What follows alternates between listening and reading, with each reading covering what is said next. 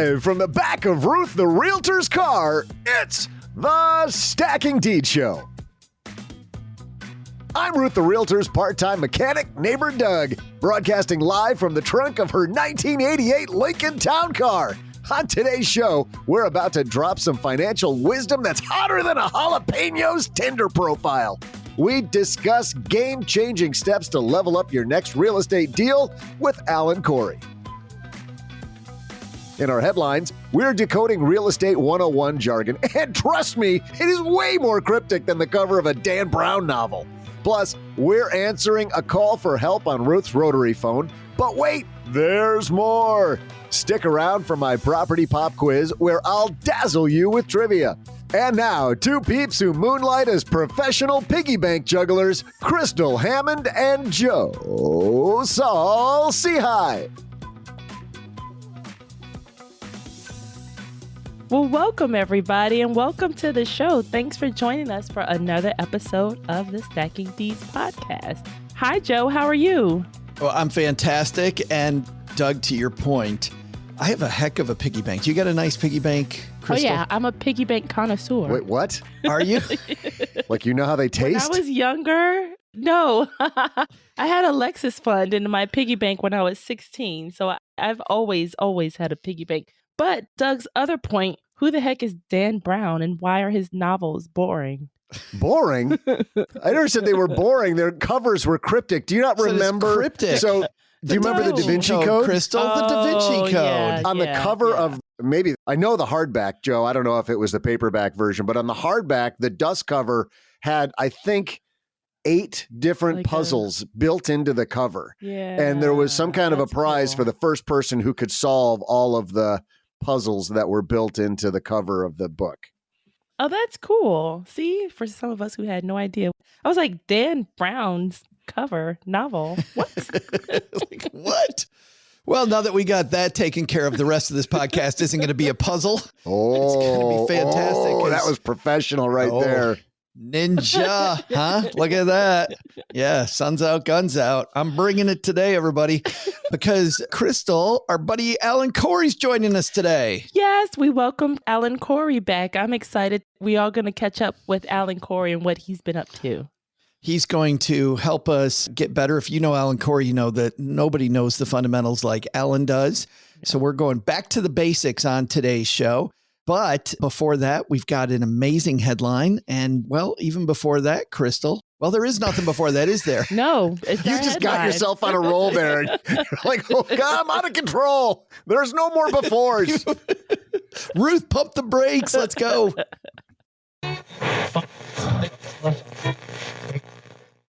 Well, Crystal, you are in the middle of a real estate transaction. Let's talk about it because we've had some movement since I don't think we've talked about your real estate in about a month on the show, and you've got stuff happening. Yes. So I've had some developments. We have our interior renderings done. So it looks really cool. I posted some pictures in our basement group. So head over to Facebook if you're not in our basement group. The plans should be in there. So we talked to the alderman. So the next step is for the alderman to approve our plan to rezone the lots to put bigger units on there. And it was cool that we talked to the alderman because it was funny because he's like, so have you talked to the people on the block? Is this what they want? And I was like, of course I have. But then of course I ran over to make sure that everybody knew. Of course I have. No, I've done that. No, yes. I mean, yeah, absolutely. Yes. Duh. Sure. But luckily, you know, I grew up on that block. So I already knew everybody anyway. So they're excited about it. So the neighborhood is on my side. Well, absolutely. It's great to have somebody local who's helping out to build new stuff in the neighborhood, any neighborhood. Yeah. Exactly. Yeah. Contractors, that's been the hardest part, getting bids from contractors. So people are busy because, you know, Chicago, you can't build in the winter because it's so cold. You guys you can build in the winter. Concrete however, sets a little differently. It might not go well. That's right. Speaking of concrete, how about that ground, huh? Yeah. This foundation is a little different than we thought. Yeah. Well, Crystal's going to be going through a lot of these terms in the near future. So I found this list of real estate terms, and I thought we would do a quiz for Crystal and for Doug. Now, what I like about this is that while Crystal's a somewhat experienced real estate person, really diving in more and more. So I like the fact that we're kind of learning along with all of you about real estate. And so I'm hoping we can stump our panel here. All right. First thing is, in real estate, Crystal, what is an addendum?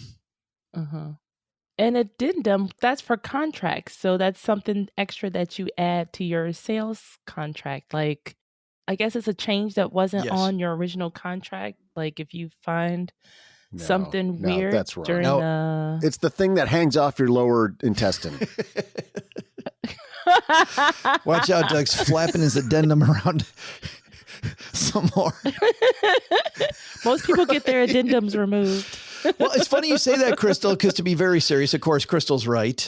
Allegedly. But the thing that I've seen is that people often will use templates when they do contracts, and they will say, see Exhibit A. And you'll go to Exhibit A and it is blank, which means you got to get rid of the empty addendums because people can add stuff later then. So make sure that if there are any addendum, flip the contract to the back. I used to, when I was a financial planner, I'd look at contracts, I'd say maybe 20, 25 times a year. And I would say, Crystal, 3 or 4 times a year, I would have to tell people, yeah, let's get rid of the blank addendums at the back because I just don't want there to be any confusion, any ability for somebody to maybe add a little something in after the fact. It's weird.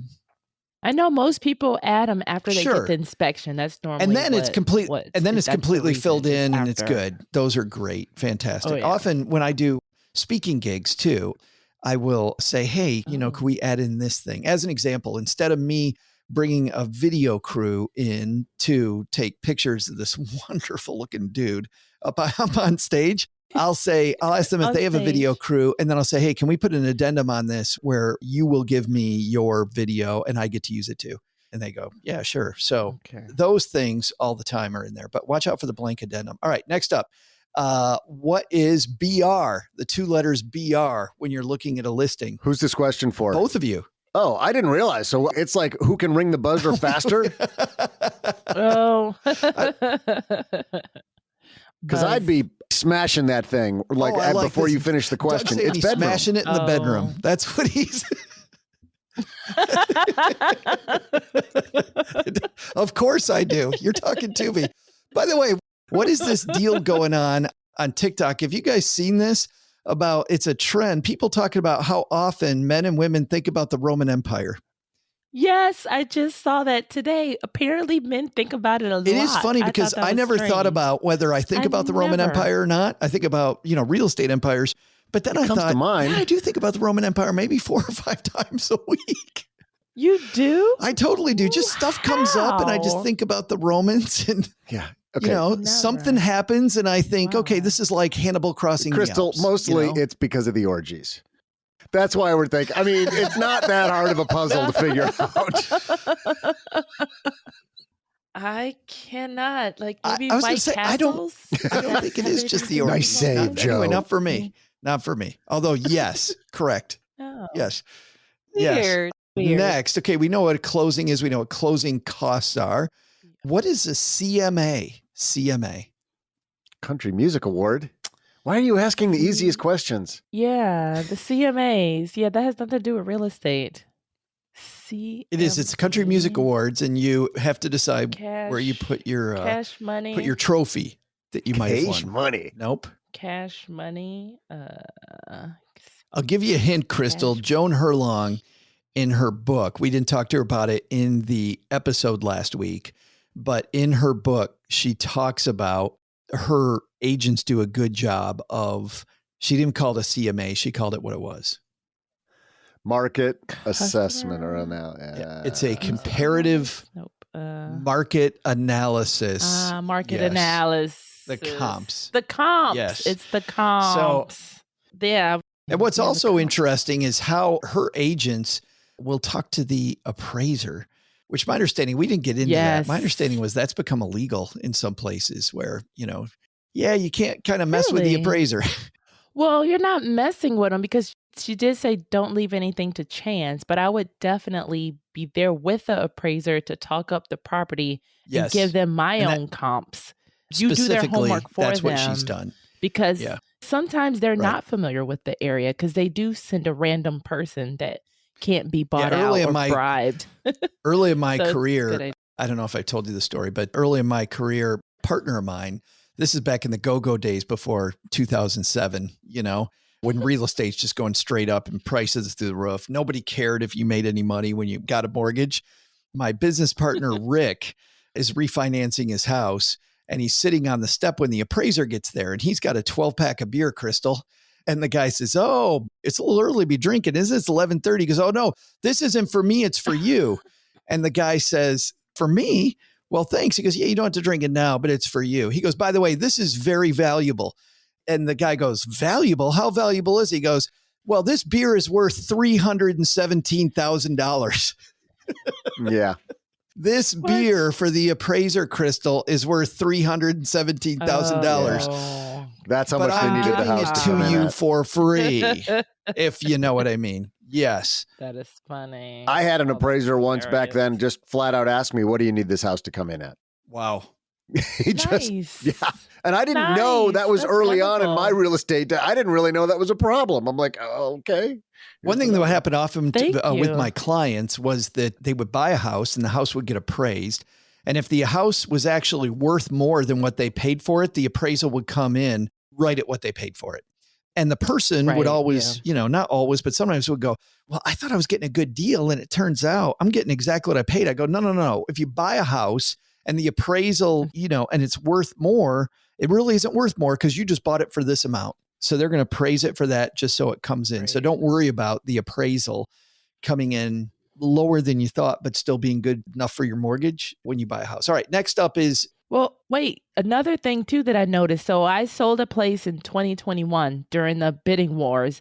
And so there was a bidding war on my place. And the appraisal also comes in because now realtors are adding a clause saying, like, if there is a bidding war kind of thing, if it still appraises for what it should have appraised for, Sure. you have to come up with Yeah. that difference as the buyer. So that also protects you because sometimes it will appraise for, what it should be worth. But when that bidding war point. happens, now they're adding a clause that, the Good buyer has point. to come up with it. Next up is DOM. What is DOM? You'll see this at the bottom or near the bottom of a listing.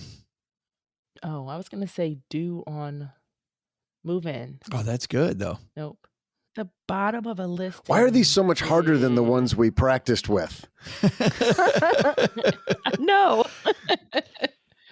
DOM. Do- Crystal, don't- this is a big Dormer? thing. If you are buying a house and you're wondering a few things, you're wondering competitively about the house, how many people have seen the house? Days on market. Days on the market. Big thing. Days on market is huge for a buyer. Yeah. How come this house hasn't moved? Is there something I don't know? Right. Or Something going even on? inspections. You can see how many people went to contract and it didn't happen. That could usually be because of something huge on the inspection or something huge with the appraisal. Watch out, by the way, a clever trick, and I've had real estate agents, because I tried to sell my house, is prices in Detroit were falling like a knife in 2007, and I was selling my house right then. Ended up... That's a phrase? Well, yeah, but okay. Yeah, don't All catch right. a falling Don't knife. catch a falling knife. Yeah. Yes. But not So falling like a knife. All right, Brian Adams. it cuts like a knife, but it feels so right. No? All right. So anyway, prices are just falling very quickly. And one thing my real estate person did was, when I bought property since then, I've really looked out for this, and I caught somebody doing this. You will take the property off the market and then you will just put it right back on. And that makes your DOM look like 3 days on the market when it truly is a year and a half. Yeah. So I've watch seen out that. for same realtor. It's only been off the market for 2 weeks and it comes back on. You're like, okay, they're just playing a game. Yep. What is DR? Dining room. DR in a listing? Dining Now room. we're back into the kids Ah, menu. dang. Do we have...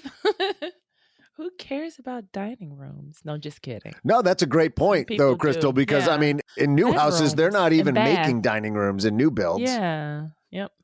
FP, Fireplace, FR. family room. Okay. Oh. Enough with the underhand tosses here. All right. How about frontage? Yes. This is how I use frontage in a sentence. Doug has a lot of frontage. His nose?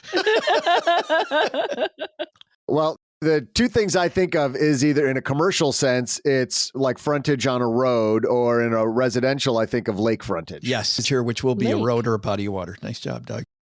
What is FSBO? Oh. For sale by, I had to let For Kristen sale get by one. owner. FSBO. We know HOA. How about HW in a listing? Homer. HW No. in a listing. HW. Does it have to do with something in the It can kitchen? going to be much more like you're so close. Hardwired? No. You're so close. It generally has more to do with bedrooms, living room, HW. Hallway? No, that would never be listed. People screaming at their device right now. Why am I listening to this podcast if these jokers can't figure it out? Hard is correct. Right. Hard wireless? No. Hardwood floors. Hard wire? Hardwood. Hard. Hardwood. Nice job. HW. All right, let's do just a couple more. Lord. LR. Yes. Living rooms. Yeah. OH. Oh, God, did I say that out loud? Oh, damn it, Joe. Okay. Oh, When are you going to disgusting. learn? I I saw it. I said it the second my mouth opened. I went, oh, crap. Here comes Crystal with the garbage. Yes, it is open house. What is pity? PITI. Buckeyes. Principal, insurance, taxes, ROW? and interest. Principal, interest, taxes, insurance. Always, Yes, never, it's not just never gonna be forget principal that and in interest, your, it's gonna be your pity. monthly payment calculations. ROW. Our taxes, yeah, and insurance. Right of way. Right away. Yep. So a lot of times, as an example, I will cut through right to of the way. neighborhood next to my house, but the only way to get there is between two properties, and there's a public right of way between these two houses. I don't think either homeowner loves it, Yeah. but it is right away. Actually, it goes back though, Crystal, to all the studies I talked about. You don't like it at first, but then when you see the crime numbers, nobody's going to break either one of those houses because there's too many people that use that right away. Of course, you don't want to be doing anything in your living room after dark, but who cares about that? With the SF windows on a wide listing? open. Nope. Single family. Yes. Square footage. SS on a listing. Single family. Steamship. SS. Yes, the house comes with a steamship. I mean, It's On a list. It's more. It is moored in the above ground pool. Out back. This comes with an SS. SS Titanic, SS Minnow. Lusitania. No. This refers to the kitchen usually. Sweet. SS. Nope. There you Oh, go. wow. Here's one. How about a star? Stainless steel. STAR, all caps. This has to do with taxes. Oh. ST is school tax relief. Is it energy Oh. efficient or something? School tax relief exemption provides a partial exemption from school taxes for most owner-occupied primary residences. Signed into law in 1997. Wait, so if you buy that house, you're exempt from school taxes? It has to do with very specific places, but Yeah. star, if it says star, yes. Interesting. I didn't even know that was a possibility. That's cool. WIC, Yeah. WIC on the listing. There you go. Is that And walk-in closet? She's so one excited more. about What that is one. the Zestimate? Yeah. Zillow estimate. It says here a Zillow. BS calculation. I don't know that. Yeah. I was gonna say. we should do a show. We should do a show homeowners with that as a topic because I have heard there's just Zillow's notoriously under what the market is. I don't know if that's true or not, but I've heard that. And there's vast differences between that and like realtor.com and some other online places. So that seems like that's worth diving into. I agree. They don't. I did. I added that in, Zillow. Crystal. This is estimates. They're actually very nice. They is They're not Joe. looking to It's get- always been Joe. Like around the world when they're like, you know what they say, they're talking about Joe. Tell me, yes. They say Oh. the Zestimate might be false. Crystal, let's put a link to this in the show notes if you don't mind. Might. But put a link in it. Figure it out. I don't know, something like Yes, definitely. abbreviation. What was the name of the article, actually? Real Estate I mean, what was Lingo the name of the 101. piece? Yes.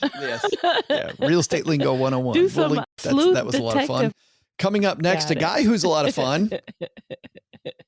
How about that? Alan Corey. Yes, Alan Corey. So we're going to talk about, getting started on your journey, and we're going to talk about what he's been up to. So get ready to learn more about how to get started. He's got a ton of advice. And if you want to go even further, Alan, like our buddy Paula had in September, Paula's cohort is now closed. Alan is opening one up. So just like you could have gotten a great teacher with Paula, if you want to go further, we'll have a great teacher through Alan Corey. But he's going to bring it today either way for all of us. But first, Doug's got some trivia, doesn't he, Crystal? He does. He do. He be. I think it's he be.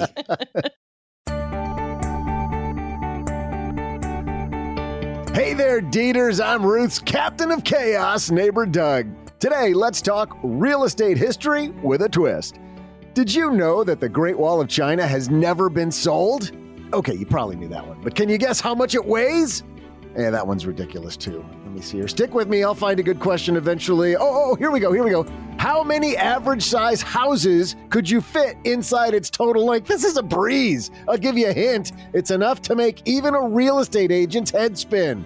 Do you think it's 160,000 houses, 1.6 million, or 16 million? Speaking of walls, I'll be back right after I calculate the square footage of this trunk so I can do some remodeling.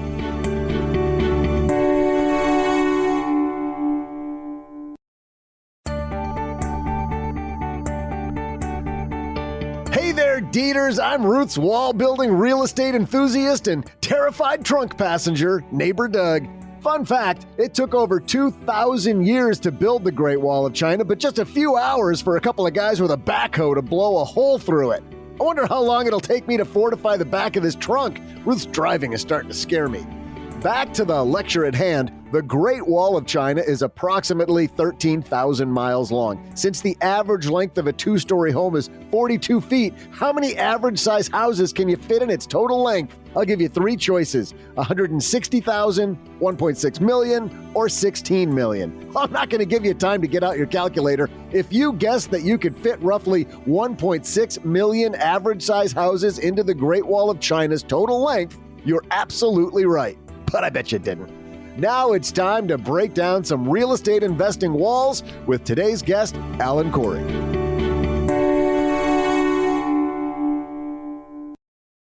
Ruth, pull over. I think that's Alan. Let's pick Alan up. Look at your old buddy, Alan. Hey, good to see you, Crystal and Ruth. Wow. Come on in. Oh, I see my cup from last time I was here is still in the cup holder, so I feel right at home. Yay. We're happy to have you back. So for anyone that's new, we have our old co-host and buddy and friend, Alan Corey at Real Estate Maxi. Well, tell us your handles. Yeah. On social media, I'm Real Estate Maxi, so that's usually because I'm a real estate maximalist. Every problem I solve, I try to solve it through real estate. And so I probably have a real estate addiction at this point, but I've rebranded it as just I'm a real estate maximalist. That's right. So what have you been up to? You have some exciting news. Yeah, so I've really been working hard at creating real estate education content. I'm a 3-time author, and usually what's always happened is someone's asked me the same questions over and over and over again. Hey, can I take you to lunch? Can I take you to coffee? And then, I only have so many coffees and lunches in my day. So I was like, I'm going to write a book so I can teach you about real estate. And so now it's sort of escalated into, hey, I've read your book. Now I've got questions. And it's always sort of a little bit deeper than what the book gets into. So I've started working on courses. And so now it's like, great, you've read the book. You're ready for the course. And I've combined with two other your friends of the show here that have been on Stacking Deeds, Lauren Keen-Almond, who's known as Adulting is Easy, and Tom Brickman, who's known as the Frugal Gay 11 on social media. And they are basically doing the same thing. We had overlapping audiences, and they have different niches. Lauren I refer to her as a short-term rental queen. And Tom is very budget friendly. He invests in out of state, long distance homes for under $100,000 because there's a big audience out there where real estate's too expensive where they live. So investing out of state is very popular now. And so we've sort of combined our three forces and formed an education company called House Money Media. And so that's what I've been working on, heads down. And our tagline is, we want to launch first generation real estate investors. I love it. So what all do you do at House Money Media?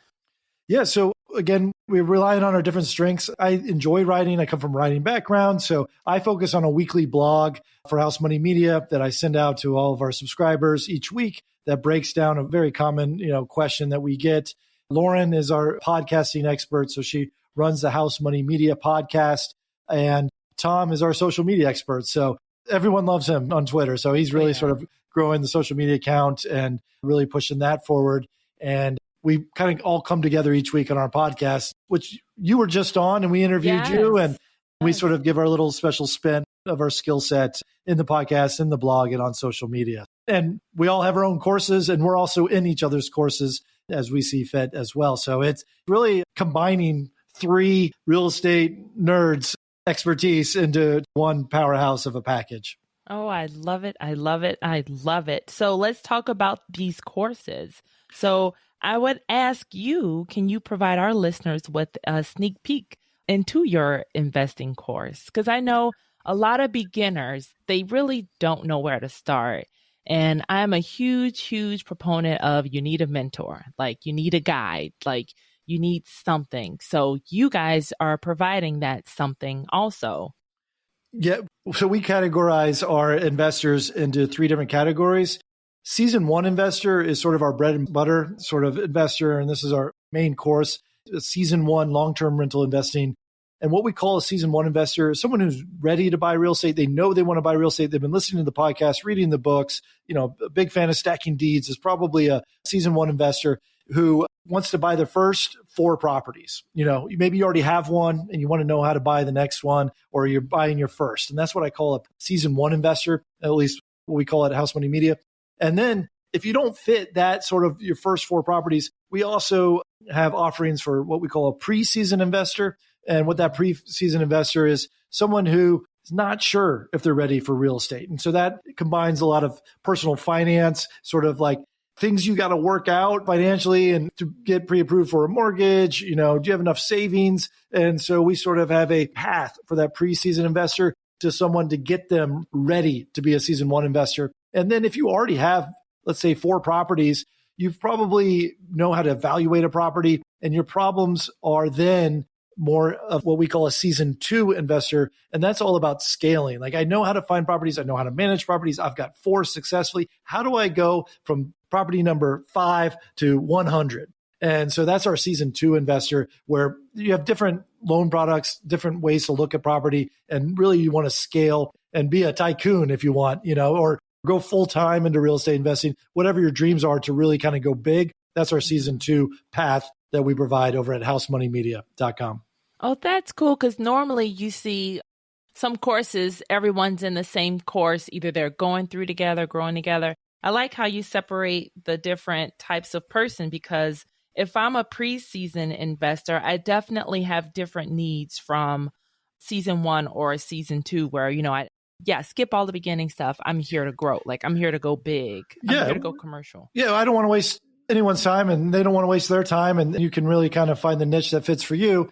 We do bring all of our paths together on our private community Discord. So if you want direct coaching from either me, Lauren, or Tom, or you want to meet other students, whether they're within your class or not, we've got a House Money Discord, which is, if you're not familiar, it's sort of like a chat forum where we'll do live coaching in there every 2 weeks where people can bring their questions and really get to meet the other community members and help them depending on where they are on their path. That's cool. And I'm a huge fan of this just because the simple fact that when you are looking for a coach or when you're getting into real estate, you need help with your specific issue or your specific location or dream preferred investing location. So you're getting a chance to talk to Alan, Lauren, and Tom, and you're actually talking to other people going through the course. So you can say, hey, I'm in Chicago, you're in Chicago, let's chat about Chicago. And that's a great way to connect. Yeah. Or it's, I only have a budget of, $75,000. Oh, yeah. Who else has invested $75,000? And then someone's like, oh, I just bought a house in Ohio. I have one in Texas. I've got one in Florida.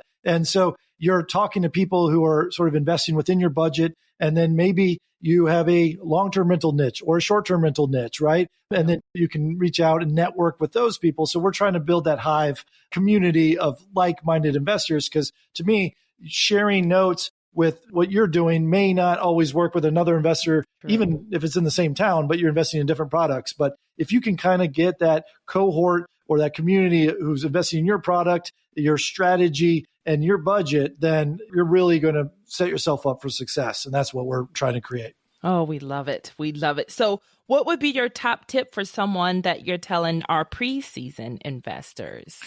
Yeah, it's really to master your credit cards is sort of where I start with, because it's credit cards, you're borrowing someone else's money to go buy something else, right? And that credit card is also a big sort of part of your credit score. And what your credit score is how you get a mortgage. And so if you look at a mortgage, it's pretty much it's the same thing as a credit card, and that, hey, I'm borrowing someone else's money to go buy something, right? It's a similar skill set. So if you can kind of understand how credit cards work and you master it, then you probably have the skill set to master mortgages. Really, the big difference, though, is a mortgage is you're buying a property that should pay off its own credit card bill, right? So you're usually spending credit card on food or clothes or whatever, then you're on your own to go find money elsewhere. But with a mortgage, you're buying an asset that pays for itself and should pay its own self off and give you a little bit extra each month. But the baby steps are, hey, you probably already have a credit card. If not, we'll explain how they work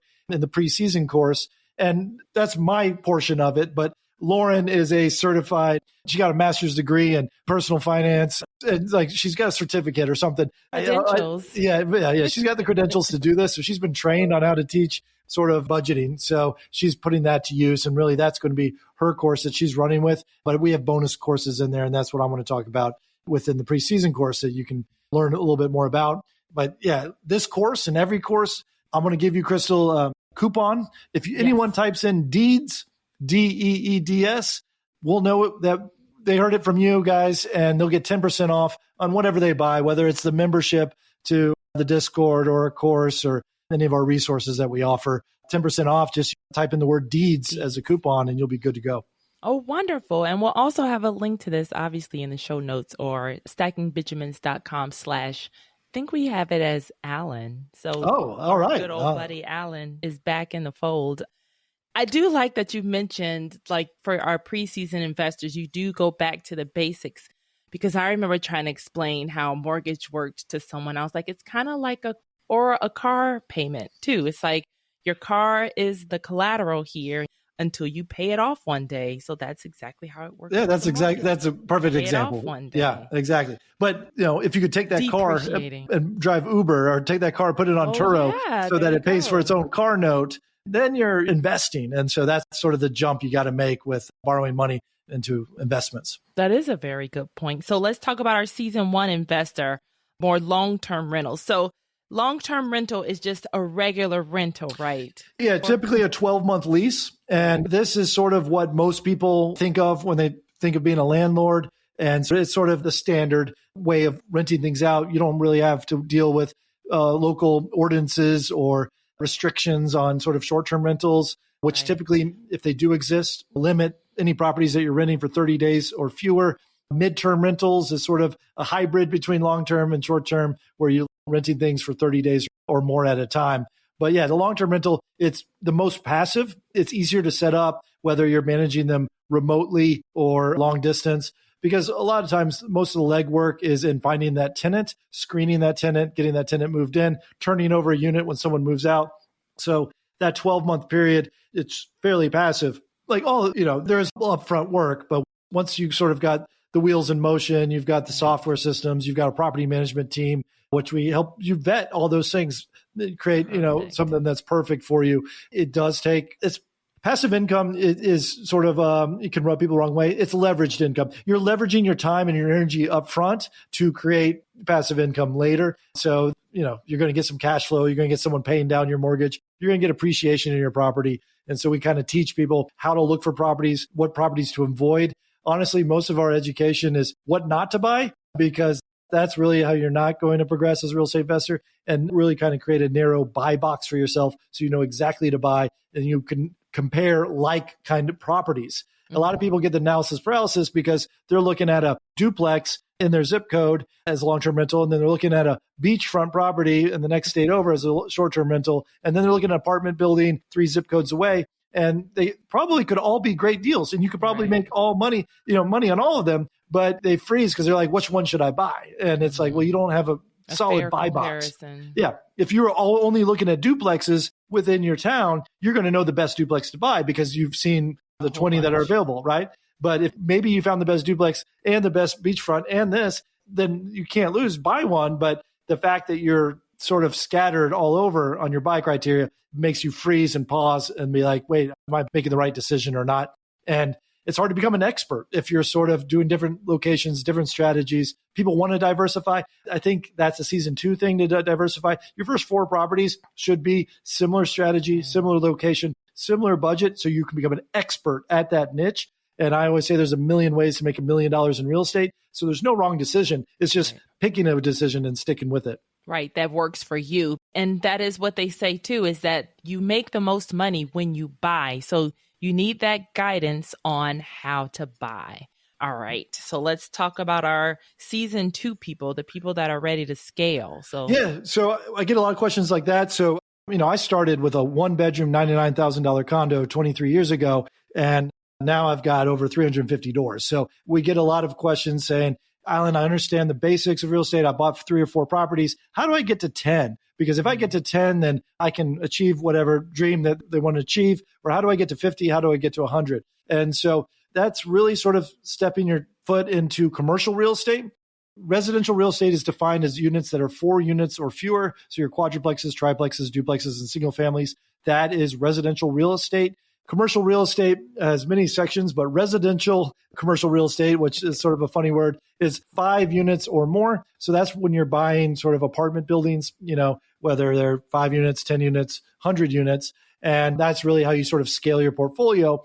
And if you sort of have mastered those first 4 properties, I think you're ready to become a season 2 investor. It's just different loan products. They're not really evaluating you as a person or as a borrower as much as they do in residential real estate. In commercial, they're more evaluating the deal. It's like getting a business loan to buy a business. And so they're like, what's the net operating income of the business? It's all about what that property generates and what the expenses are, and they'll loan on that. And you as a borrower is sort of secondary. It's also much more common to buy these bigger deals with partners because the down payments get bigger and bigger. And so a lot of people don't have a big down payment because they just bought 4 houses. So how do you get to that next thing? It's like raising money or finding partners that'll help you sort of buy that next property.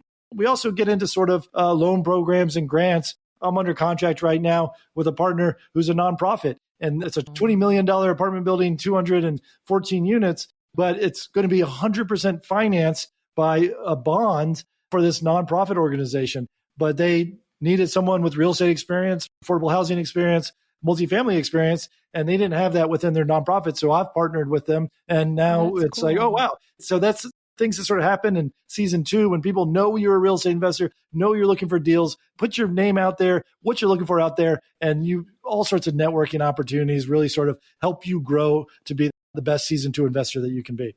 Oh, wow. I love that. And that's huge growth. That's a $20 million project. Congratulations on that. Well, it's not under contract yet. I mean, we haven't closed on it yet, so I don't want to jinx it. But just the opportunity there is, I don't have enough money to go buy a $20 million property, but with the right networking, the right partners, and knowing the programs to look for, then those present themselves. And you really can't get into those or have the privileged access to those without experience. And you'll typically get that experience as a season 1 investor. And once you sort of mastered that, then you really can get approved for some of those bonds and those grant programs and things to grow from there.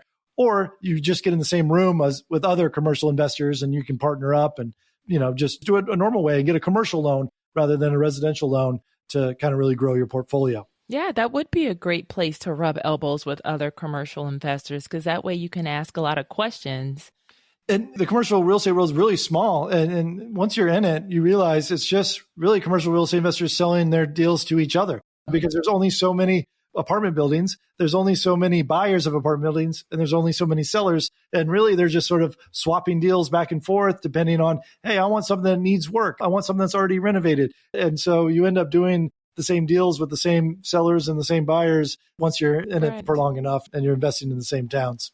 Well, and that's good to know too, because this is almost, nothing is 100% fraud protection, but when you are in these circles with the same people and you're doing business with the same people over and over and over again, that is a testament to the track record, and the credentials of the people that are in the groups also, but you still want to vet.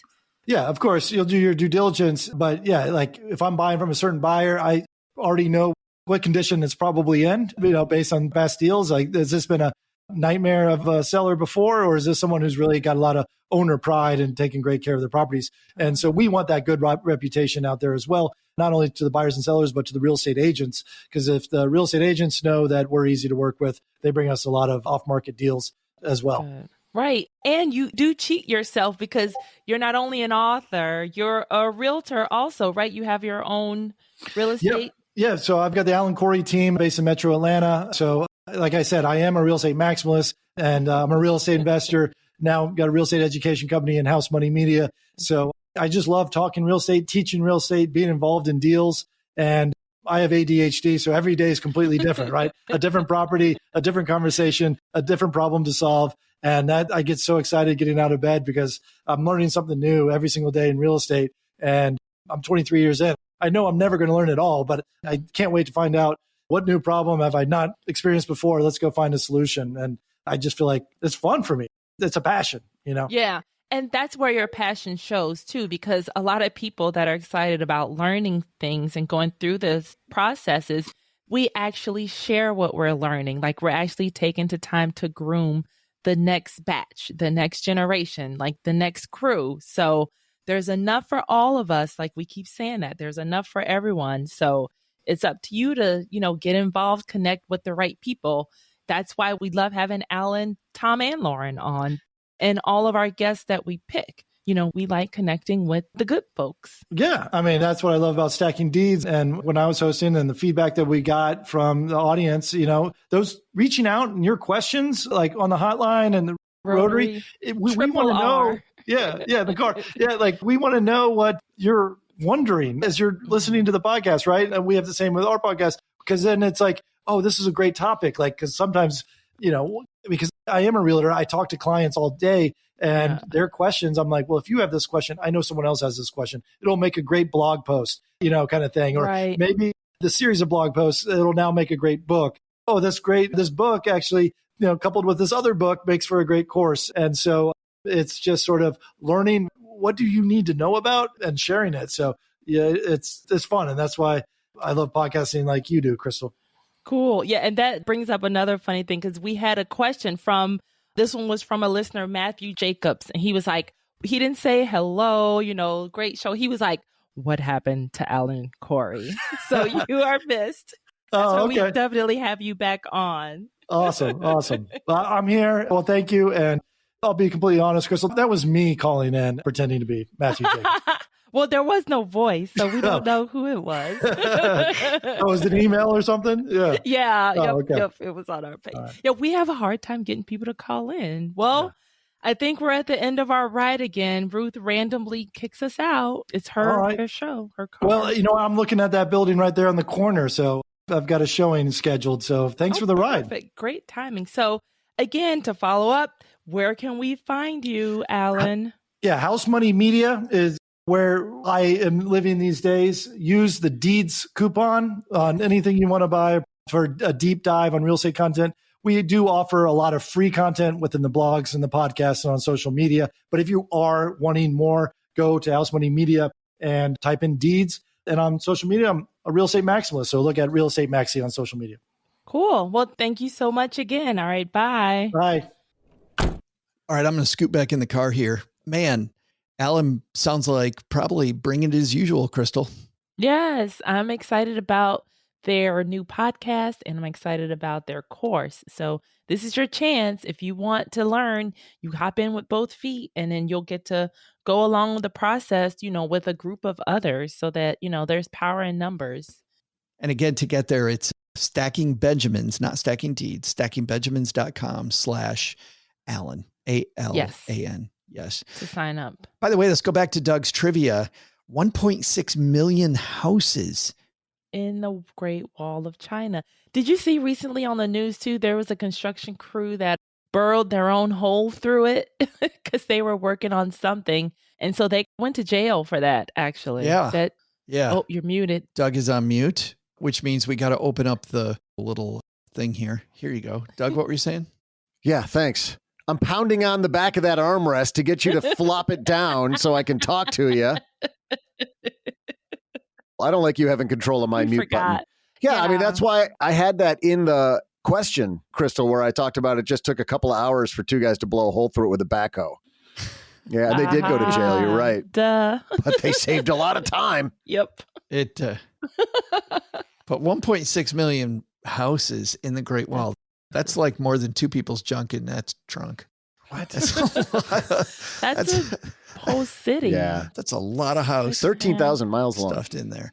Hey, we are still sitting here lonely, Crystal, because, another person wrote to us and asked us a question, but we do not have a voicemail. Head to stackingdeeds.net/voicemail, right? Yes, we want to hear from you. Yeah. Does that link actually work? I'm starting. Yes, right. But someone test it for us. Do you want me to have my friends from Boston or Wisconsin to call in? Oh, God. Because I have people have listened to our sister show know that we can pass on that. Crystal, what's our question today? So today's question comes to us from Tamika, and she wants to know, hey, real estate investors, what podcasts and books do you recommend? So thanks for listening. Yeah, fantastic. Let's talk about a few books that we like before we get to the podcast piece. Okay. Well, obviously, all the books that we have on stackingdeeds.net/books, just because you've gotten a preview during our shows on a lot of those books. And they're amazing because there's so many examples of what to do. And I like how they are all very specific. Like people are talking very, very specific on exactly what they've done. Like we've had the Bigger Pockets people on Accelerate Your Real Estate, Build a Hands-Off Rental Portfolio with the Scale Strategy. That was Palak Shah and Niti Jamdar. That was a really good book. If you want the basis of that, we're going to have him coming on the show soon. David Green from Bigger Pockets. Their program is based on the BRRRR strategy that David Green brought to the table. So his book is kind of the foundational book there. And then our interview here recently was kind of like the 201 of that, like taking it and tweaking it and making it a little easier for people. I do like if you want to be a pro in the real estate space, if your goal, man, I can recommend both Vicki Barron's book and Joan Herlong's book.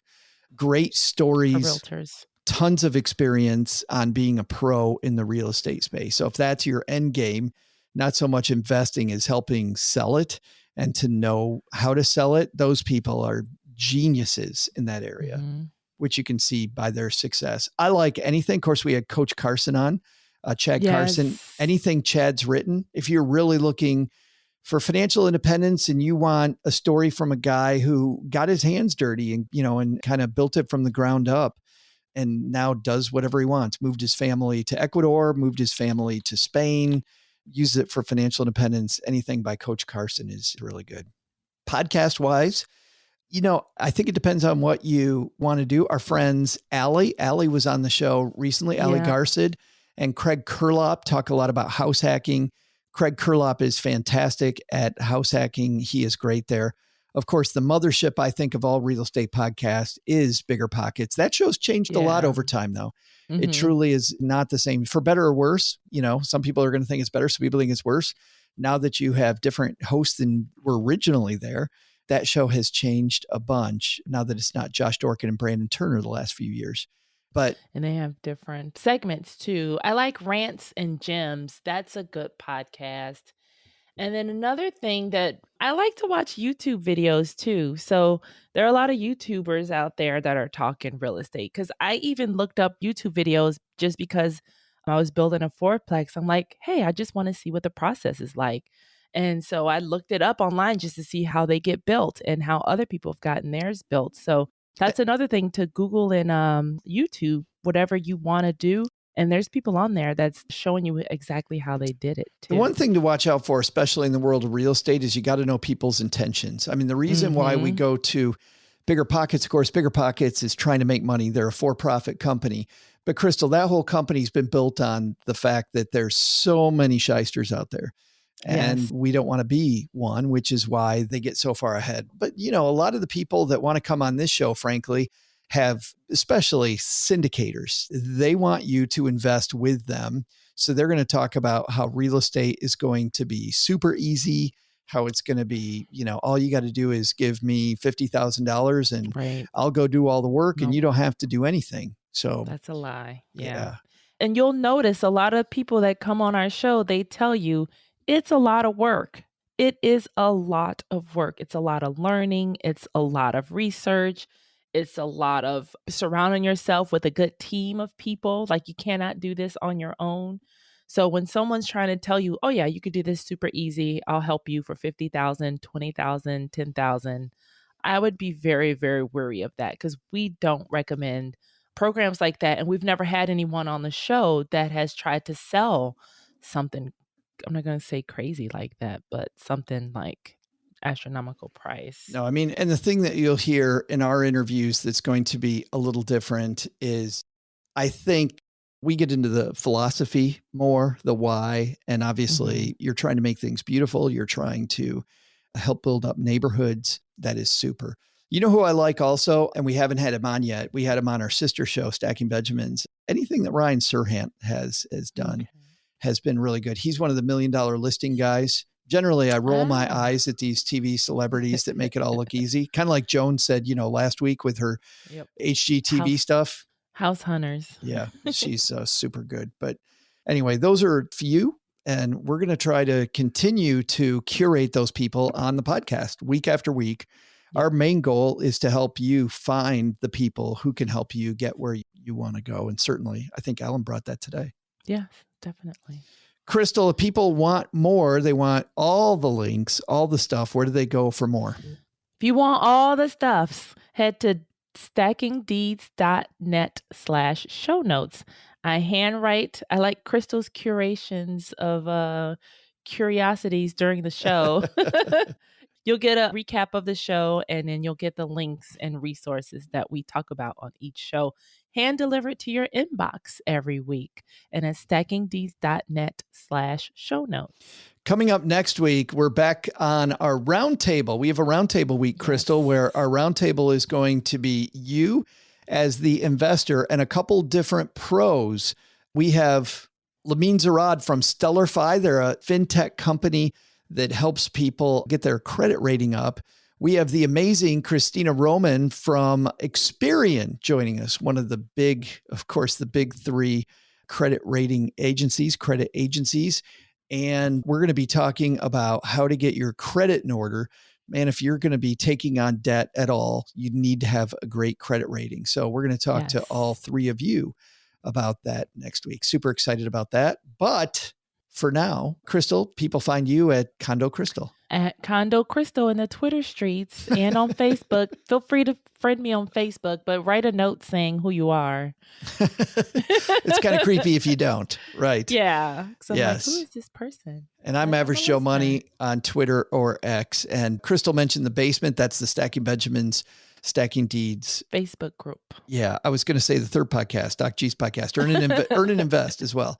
People over there, Stacking Benjamins, just put in Stacking Benjamins Facebook group into the Facebook search or Stacking Benjamins basement and come join us and talk finance and real estate. All right. And going back to the question too, Tamika's question, Facebook groups. I'm in a Facebook group for lady landlords, and I've actually learned a lot from that.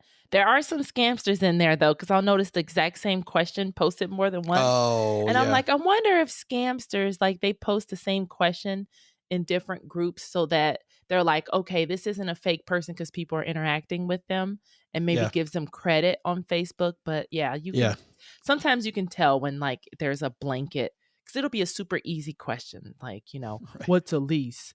Yeah. It's like, okay, everybody knows what that is. Yeah. How do I get rich in real estate faster? I'm just wondering. Doug, again.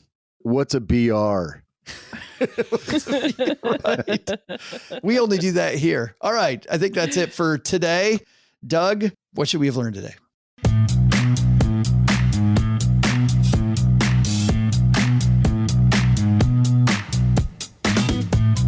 Well, Joe and Crystal, first, take some advice from our guest and don't invest in real estate without an emergency fund. Also, while debt is a tool, it's also a sword that you can fall on. If you don't have a debt strategy, you're asking for trouble and will probably find it.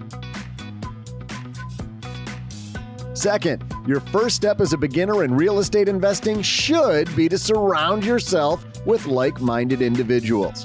But the big lesson? Measure twice, cut once. I messed up the measurements on my wall and now the trunk won't close. Hey, Crystal, you wouldn't happen to have a Sawzall up there in first class, would you? Thanks to Alan Corey for joining us today. Check out his new course using our link, and you'll help yourself and help the show. Head to stackingbenjamins.com/Alan, spelled A-L-A-N. That's stackingbenjamins.com/ALAN. We'll also include links in our show notes at stackingdeeds.net.